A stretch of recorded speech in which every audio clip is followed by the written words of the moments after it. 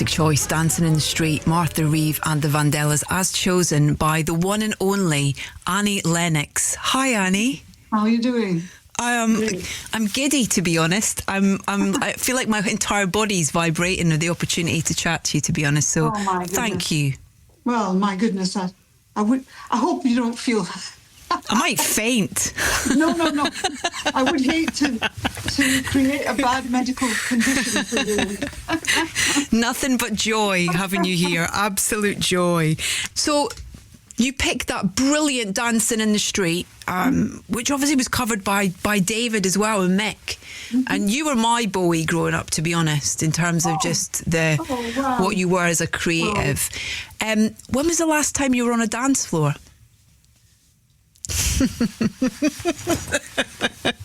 She's going to say this morning, isn't she? I think maybe when my daughter got married last year, I think that was maybe the last time. That's shocking. No. That is so bad. I used to love to dance, that was my thing. I loved, going out on a Saturday night, if my father would let me, I would, really have to try to persuade him very carefully. I'd think about it through the week. How to ask him, I feel that. Yes. Scottish fathers, terrifying. How are you? How's your summer been? To be honest, no matter what's happening with the climate, which is obviously very soupy and swampy and hot, I'm constantly thinking about the situation in the world. Yeah. So I have to say I'm quite affected by that, to be quite honest. I live in a sort of duality between my own life, which is filled with joy and appreciation and great things in so many ways, and freedom to come on and speak with you. And, I feel so privileged, to be honest. So that gives me a sort of strange duality. Yeah. Living with the two things. Absolutely. I think that, there's two things with regards to you as a wonderful human being, is how you've always thrown your voice behind incredible causes and really, putting yourself out there. But the other side of that is that so many people will find so much in your music over the years, in terms of that wonderful thing that music allows all of us to do, is escape, is to find a friend, is to find a way for things to try and make sense in some way. And it was so funny, on my way here, I just was dancing from the station, to be honest, to Radio 2 here, listening to your music over the years, and apologies to people that I walked past singing in their face. But there's a way that music can almost, just for those few moments that we play it, can just turn the noise down on what's going on, and we need that more than ever, don't we? Absolutely. Do you have that? Do you lean into music for that as well? I mean, yes, I have done all the way through my life, really. And yet, strangely enough, because my focus has been on music making, I tend to seek stillness and quiet. And the strange things is that I took birdsong maybe for granted when I was young. And I mean, I loved birdsong. Mm-hmm. What's not to love? And it's for free, and it's absolutely extraordinary. If you ever get to wake up in the dawn and you can listen to how the birds come through, I find that sort of natural expression so powerful and so astonishing. And it's not in the human realm, it's another. There's music everywhere, actually, if you stop and listen to it, Yeah. Do you ever find yourself I do this crazy thing sometime with a bird song in the morning, where I live out in Gloucestershire, where I try and sort of mimic what they're saying to see if I'll get any response, like a kind of call and response. Sometimes it works. Yes, sometimes it works. That's so sweet. Yes, absolutely. And it's fun, because it's that impulse of humans to want to connect. We almost want to capture them and hold them close, because they're such adorable creatures. And then you have hawks, and, you know, you have predators, and you have all kinds of birds. They're not all small and delightful, or they can be majestic, you know. So, yes, I do mimic bird song. I love that. I do. Yes. I wanted to ask you about this. If anyone go to Wilderness this summer, which is happening over the weekend of the 30th of July. Now, what's fantastic is Sisters is going to be there, and you've curated the stage with a collection of artists. How was that for you in terms of picking things and deciding who was going to be part of that lineup? I think the first thing is there's a lot of people that are fantastic, and you want to reach out to them, and you do, and many people are just so busy that they may not be available at that time. So I feel very privileged to have been able to find some artists that said, yes, we're free, yes, we're available. And they're all wonderful artists in their own way. So I'm very excited about that, you know. I mean, Annie Lennox picks up the phone or drops you an email. You're not going to say no, are you? It's like, come on. It's funny that you speak about me in those terms, because I don't see myself that way, you see. Yeah. Even though I've lived a life that has been in the public eye for, you know, mostly really 50 years or something like that, I don't know. But I'm still, funnily enough, I'm shy, and I'm also not shy, clearly, but I'm on a human level, I'm shy. Yeah. And I shy away from being venerated in any kind of way, because I mean, it's lovely, and thank you very much, by the way, for that. And I really appreciate it. It's so sweet, but I don't see myself in that way at all. I see my own vulnerabilities. I see my limitations, my frustrations, the other side, which is just to be a normal human being, just doing the best. I don't know, I just always have felt extremely passionate about the world. Even when I was a little girl, I felt very acutely aware of suffering, other people's suffering, and difficulties and hardships. Yeah. And because of my own background, you know, from a working class background in Aberdeen, and my father worked in the shipyards, you know, I come from a lineage of working class people. And so for me to sort of not be aware of that is impossible, because it's in my DNA, you know. I think it's a big Scottish thing for sure, Annie. I think it is. Yeah, definitely. Yes. Being a proud Fifer, you know, Fife for life. I definitely feel that work ethic, I think, is something that we inherit from generations gone by, in a way, I think. Well, I think it's that consciousness of the value of money, hard-earned money, that people had so little of and still have so little of. I've got this wonderful artist that's part of your lineup, ready to play, if that's okay. Becky Sakasa, and a track called Together Apart. I'm going to play it, and then we'll talk about it afterwards, if that's all right. So we're going to sit back and enjoy this wonderful music. Stopped me in my tracks, that did. Becky Sakasa, Together Apart. Annie, what an amazing voice, amazing kind of presence she had. How did you first hear about Becky? She's part of this lineup of Sisters at Wilderness that you've created. Well, there's a little team of people that I work with every day, and we all put our ideas in for who the artists could be. And Becky's name was pretty much top up there on the list. And we reached out to her. And I'm very proud to say that she's last year's Scottish Artist of the Year. You know, she's phenomenal. Yeah. With a voice like that, with a songwriting capacity like that, this is a real artist. This is someone that, you know, could have many decades ahead of them, making music and recording and performing, you know. Who else have you got on the lineup that you're excited to share with people? Well, there's Raina, who is voted as BBC Two's Folk Singer of the Year, and her band, The Breath. And I actually came upon her on Instagram, just sort of randomly, and you said, you used that phrase, stopped in your tracks. Yeah. And oh my goodness, if ever there was the embodiment of pure Irish folk, with the spirit is so strong in this incredible artist. And her voice is extraordinary.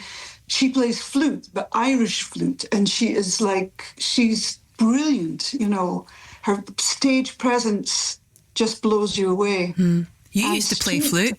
I did, and that was the thing. I was like, oh my goodness, because, you know, the flute is a wind instrument. You use your breath, and singing is you use your breath.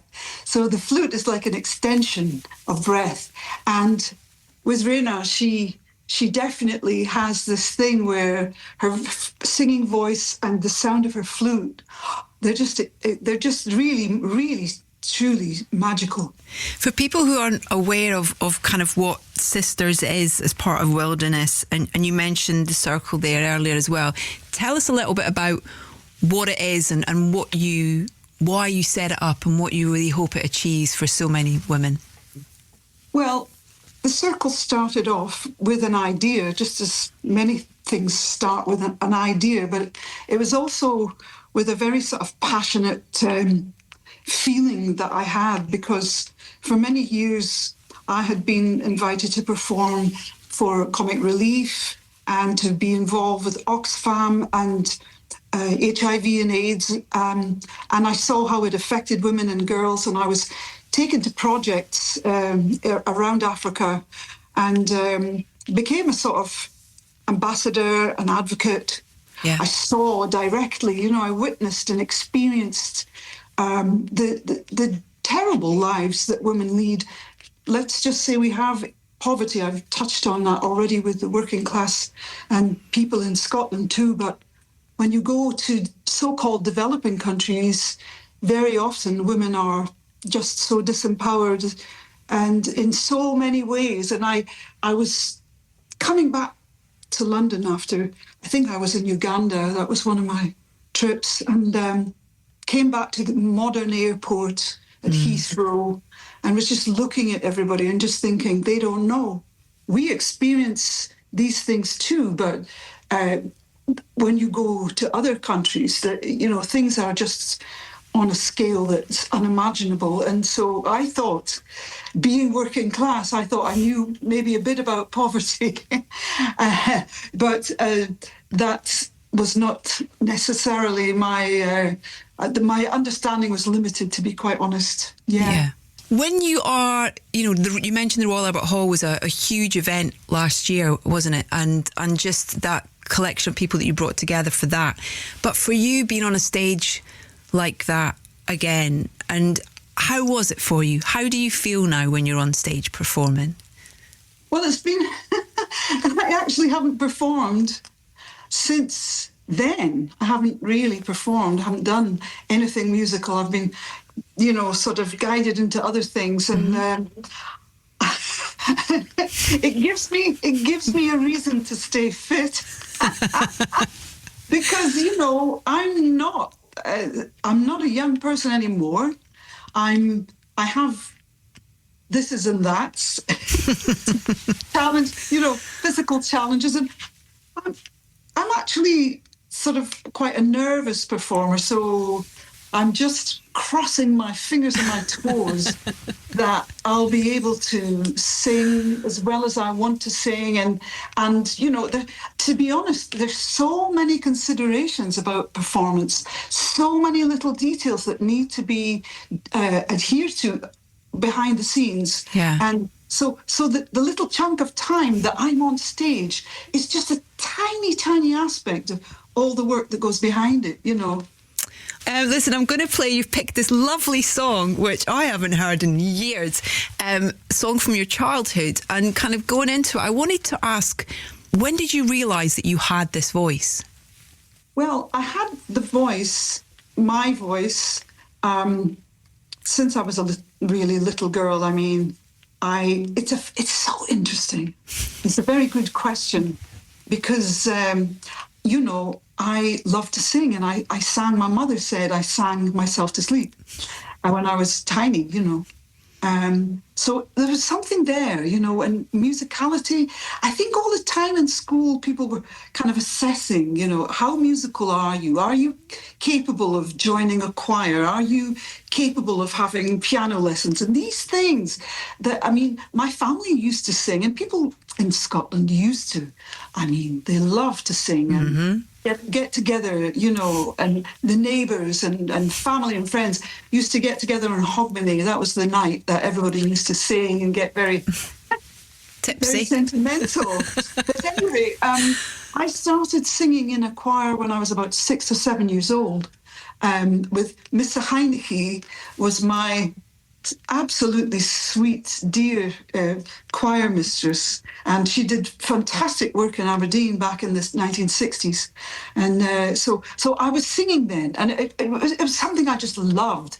I loved singing, but I never would have realised that, you know, I would end up becoming a singer-songwriter, and all the stories and the experiences, they seem unreal to me now, to be honest.